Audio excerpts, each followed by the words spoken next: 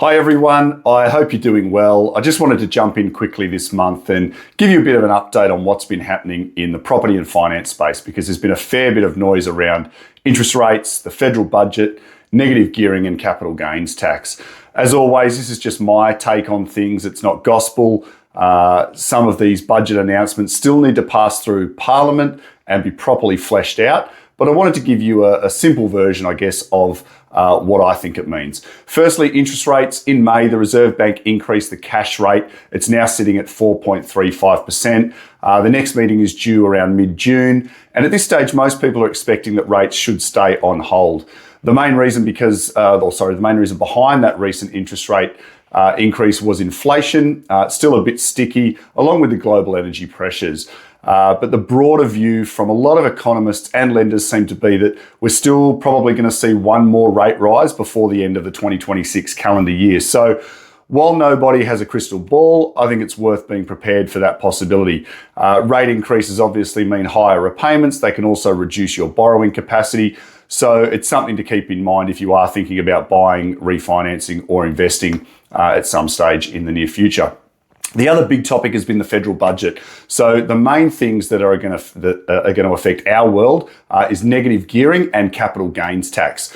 With negative gearing, the government has said that existing negatively geared investment properties will be grandfathered. So if you already own an investment property that is negatively geared, it's business as usual. But for the new investments moving forward, negative gearing is only going to apply to brand new purchases. So that could be a house and land package, a construction build, a turnkey property, or an off-the-plan apartment.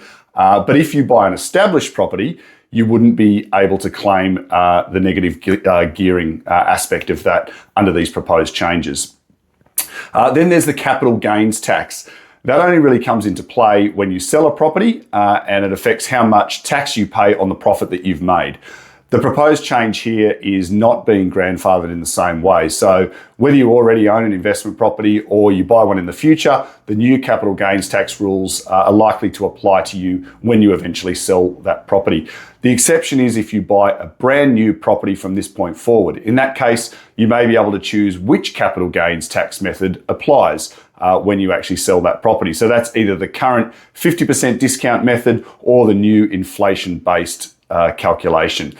So what does all of that actually mean? Well, for existing investors, nothing really changes right now unless you're planning to sell. If you are already thinking of selling in the next couple of years, you may want to get advice sooner rather than later, because some investors might bring forward their sale before the new capital gains rules kick in, which commence as at July 2027.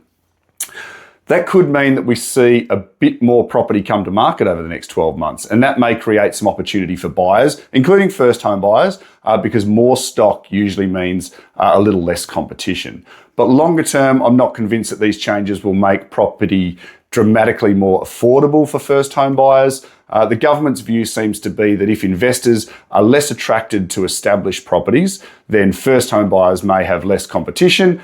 And that might be true in some cases, but my concern is that investors may simply shift their attention to brand new properties instead, which is the very same property types that first home buyers have often relied on to get into the market, like house and land packages on the city fringes or apartments, new apartments that are closer to the city. So we may actually see more demand in that space, which could push prices up in that area instead. My honest view is this: I don't think the changes magically solve affordability for first home buyers. There really haven't been any major changes to the grants or the schemes. So the fundamentals are still the same. You still need to know your borrowing capacity, your deposit position, and what your options are. So if you are a first home buyer, and I think the next 12 months could be a really important window, it may be worth getting pre-approved, understanding your numbers, and being ready if the right property comes up. And if you're an investor, especially if you're thinking about buying again, it's probably more important than ever to run the numbers properly and compare whether an established property or a brand new property make more sense for your circumstances. But that's it for me for this month. As always, if this has raised any questions for you, or if you're wondering how it affects your own situation, feel free to reach out. Happy to talk it through. Thanks, and we'll see you again soon.